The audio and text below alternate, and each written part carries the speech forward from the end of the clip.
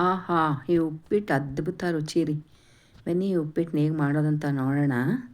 ಈ ಉಪ್ಪಿಟ್ಟು ನಾನು ಇದ್ಕಿದ ಬೇಳೆಯಿಂದ ಮಾಡಿದ್ದೀನಿ. ಅಕ್ಕಿ ತರಿ ಯೂಸ್ ಮಾಡಿಕೊಂಡು. ಬನ್ನಿ ನೋಡಿ, ನಾನು 2 ಈರುಳ್ಳಿ ಕಟ್ ಮಾಡಿ ಇಟ್ಕೊಂಡಿದ್ದೀನಿ.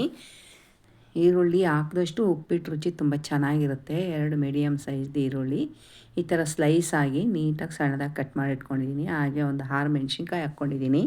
ನಿಮಗೆ ಖಾರಕ್ಕೆ ಎಷ್ಟು ಬೇಕೋ ಅಷ್ಟು ಹಾಕ್ಕೊಳ್ಳಿ. 1 ಗ್ಲಾಸಷ್ಟು ನಾನು ಇದ್ಕಿದ ಬೇಳೆ ತೊಗೊಂಡಿದ್ದೀನಿ. ಸ್ವಲ್ಪ ಕರಿಬೇವಿನ ಸೊಪ್ಪು ಇಟ್ಕೊಂಡಿದ್ದೀನಿ. ಹಾಗೆ ರುಚಿಗೆ ತಕ್ಕಷ್ಟು ಉಪ್ಪು ಮತ್ತು ಎಣ್ಣೆ ಇಟ್ಕೊಂಡಿದ್ದೀನಿ, ಸಾಸಿವೆ ಇಟ್ಕೊಂಡಿದ್ದೀನಿ, ಮತ್ತು ತೆಂಗಿನಕಾಯಿ ಮತ್ತು ಕೊತ್ತಂಬರಿ ಕಟ್ ಮಾಡಿ ಇಟ್ಕೊಂಡಿದ್ದೀನಿ. ತೆಂಗಿನಕಾಯಿ ತುರಿದಿಟ್ಕೊಂಡಿದ್ದೀನಿ 1 ಟೇಬಲ್ ಸ್ಪೂನು.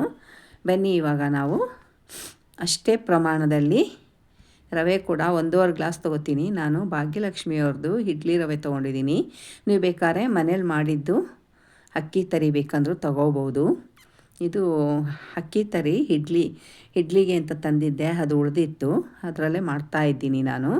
ನೀವು ಅಕ್ಕಿ ತೊಳೆದು ಚೆನ್ನಾಗಿ ಮನೆಯಲ್ಲೇ ಒಣಗಿಸಿ ಮಿಲ್ ಮಾಡಿಸ್ಕೋಬೋದು, ತರಿ ಮಾಡಿಸ್ಕೋಬೋದು. ನೋಡಿ ಇವಾಗ ನಾನು 1 ಗ್ಲಾಸ್ ಇದ್ಕಿದ ಬೇಳೆಗೆ 1.5 ಗ್ಲಾಸು ಅಕ್ಕಿ ತರಿ ಹಾಕಿ ಚೆನ್ನಾಗಿ ಹುರ್ಕೋತಾ ಇದ್ದೀನಿ. ಕೆಂಪಾಗೋವರೆಗೂ ಚೆನ್ನಾಗಿ ಹುರ್ಕೊಳ್ಳಿ, ಪರಿಮಳ ಬರಬೇಕು ಚೆನ್ನಾಗಿ. ನಮಗೆ ಅಕ್ಕಿ ತರಿ ಹುರಿತಾ ಇದ್ದರೆ ಗಮ್ಮಂತ ಪರಿಮಳ ಬಂದು ಕಲರ್ ಚೇಂಜ್ ಆಗುತ್ತೆ. ಅಲ್ಲಿವರೆಗೂ ಚೆನ್ನಾಗಿ ಹುರ್ಕೋಬೇಕು ನಾವು. ತರಿ ಎಷ್ಟು ಚೆನ್ನಾಗಿ ಹುರ್ಕೊತೀವೋ ಉಪ್ಪಿಟ್ಟು ಅಷ್ಟು ಚೆನ್ನಾಗಿರುತ್ತೆ, ರುಚಿಯಾಗಿ ಬರುತ್ತೆ ಉಪ್ಪಿಟ್ಟು ಕೂಡ. ನೋಡಿ ಇವಾಗ ಅಕ್ಕಿ ತರಿ ಹುರಿದಿದ್ದೀನೇನು ಆಲ್ಮೋಸ್ಟ್ ಆಯಿತು, ಕಲರ್ ಚೇಂಜ್ ಆಗ್ತಾಯಿದೆ ನೋಡಿ. ಇದನ್ನಿವಾಗ ನಾವು ಪಕ್ಕಕ್ಕೆ ಇಟ್ಕೊಂಡು ಸ್ಟವ್ ಮೇಲೆ ಒಂದು ಕುಕ್ಕರ್ ಇಟ್ಕೊಳ್ಳೋಣ. ಕುಕ್ಕರ್ ನಾನು ಯಾವಾಗಲೂ ಇದನ್ನೇ ಯಾಕೆ ಇಟ್ಕೊತೀನಿ ಅಂದರೆ ತಳ ಸಿಯಲ್ಲ ಅಂತ ಇಟ್ಕೊತೀನಿ. ನೋಡಿ ಇವಾಗ ಕುಕ್ಕರ್ ಬಿಸಿಯಾಗಿದೆ, ಎಣ್ಣೆ ಹಾಕೋಣ. ಅಕ್ಕಿ ತರಿಗೆ ಸ್ವಲ್ಪ ಎಣ್ಣೆ ಜಾಸ್ತಿ ಮುಂದೆ ಇದ್ದರೆ ಚೆನ್ನಾಗಿರುತ್ತೆ. ಹಾಗಾಗಿ ನಾನು 2 ಸ್ಪೂನ್ ಎಣ್ಣೆ ಹಾಕಿದ್ದೀನಿ. ಎಣ್ಣೆ ಬಿಸಿಯಾದ ನಂತರ ಸಾಸಿವೆ ಹಾಕ್ತೀನಿ.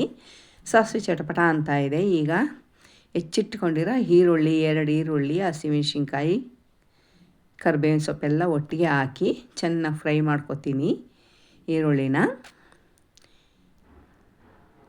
ಈರುಳ್ಳಿ ಫ್ರೈ ಆದ ನಂತರ ನೋಡಿ ಇವಾಗ ಈರುಳ್ಳಿ ಆಯಿತು. ಈರುಳ್ಳಿ ಫ್ರೈ ಆದಮೇಲೆ ನಾನು ಇದ್ಕಿದ ಬೇಳೆ ಹಾಕಿ ಸ್ವಲ್ಪ ಸಾಲ್ಟ್ ಹಾಕಿ ಅದನ್ನು ಸ್ವಲ್ಪ ಎಣ್ಣೆನಲ್ಲಿ ಫ್ರೈ ಮಾಡಿ, ಸ್ವಲ್ಪ ಸಾಲ್ಟ್ ಹಾಕಿ, ಸ್ವಲ್ಪ ಯಾಕೆ ಅಂದರೆ ಕಾಳಿಗೆ ಉಪ್ಪಿಡಬೇಕಲ್ಲ, ಹಾಗಾಗಿ ಒಂಚೂರು ಹಾಕ್ತೀನಿ ಸಾಲ್ಟು. ನೋಡಿ ಒಂದು ಸ್ವಲ್ಪ ಕಲ್ಲುಪ್ಪು ಹಾಕಿ ಫ್ರೈ ಮಾಡ್ತೀನಿ. ಫ್ರೈ ಮಾಡಿದ ನಂತರ ನಾನು ಯಾವ ಗ್ಲಾಸಲ್ಲಿ ನಾನು ರವೆ ತೊಗೊಂಡಿದ್ನೋ ಅದೇ ಗ್ಲಾಸಲ್ಲಿ ಒಂದು 3.5 ಗ್ಲಾಸು ಬಿಸಿ ನೀರು ಹಾಕ್ತಾಯಿದ್ದೀನಿ. ತಣ್ಣೀರು ಹಾಕ್ಬೇಡಿ ದಯವಿಟ್ಟು, ಬಿಸಿ ನೀರು ಹಾಕಿ. ಯಾಕೆಂದರೆ ಕಾಳು ಚೆನ್ನಾಗಿ ಬೇಯಬೇಕು, ಇಲ್ಲಾಂದರೆ ರುಚಿ ಹಾಳಾಗುತ್ತೆ ಉಪ್ಪಿಟ್ಟಿಂದು. ಹಾಗಾಗಿ ಬಿಸಿ ನೀರು ಹಾಕಿ ರುಚಿಗೆ ತಕ್ಕಷ್ಟು ಉಪ್ಪು ಹಾಕಿ ಕಾಳು ಬೇಯಲಿಕ್ಕೆ ಬಿಡಿ. ಕಾಳು ಬೇಯಲಿ. ಬನ್ನಿ ನೋಡೋಣ ನಮ್ಮ ಇದ್ಕಿದ ಬೇಳೆ ಬೆಂದಿದೆಯಾ ಅಂತ. ಇದ್ಕಿದ ಬೇಳೆ ಇನ್ನೊಂದು ಸ್ವಲ್ಪ ಬೇಯಬೇಕು ಅನಿಸುತ್ತೆ.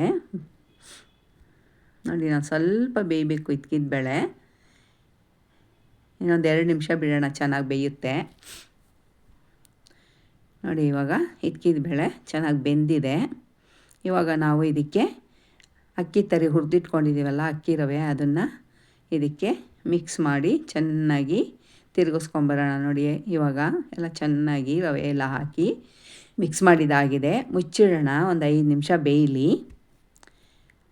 ಅಕ್ಕಿ ತರಿ ಚೆನ್ನಾಗಿ ಬೆಂದರೆ ಚೆನ್ನಾಗಿರುತ್ತೆ. ನೋಡಿ ಇವಾಗ ಮುಚ್ಚಿಟ್ಟಿದ್ದೀನಿ. ನೋಡಿ ಇವಾಗ ಚೆನ್ನಾಗಿ ಬೆಂದಿದೆ. ನಿಮ್ಗೆ ಇನ್ನೊಂದು ಸ್ವಲ್ಪ ತೆಳು ಬೇಕಂದರೆ ಇನ್ನೊಂದು ಅರ್ಧ ಗ್ಲಾಸ್ ನೀರು ಎಕ್ಸ್ಟ್ರಾ ಹಾಕ್ಕೊಳ್ಳಿ. ಬಟ್ ಹಿಂಗೆ ಇರಬೇಕು ಉಪ್ಪಿಟ್ಟು ಅಕ್ಕಿ ತರಿದು. ತುಂಬ ತೆಳುವಾದರೆ ತಿನ್ನೋಕ್ಕೆ ಚೆನ್ನಾಗಿರಲ್ಲ.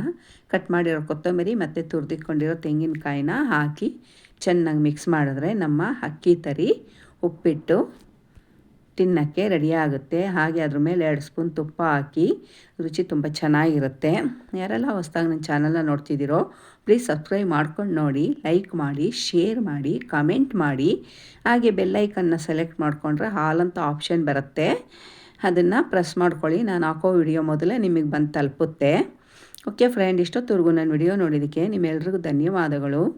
ಮುಂದಿನ ವಿಡಿಯೋದಲ್ಲಿ ಸಿಗ್ತೀನಿ. ನೋಡಿ ಎಷ್ಟು ಚೆನ್ನಾಗಿದೆ ಅಂತ. Super. Okay, bye bye, thank you.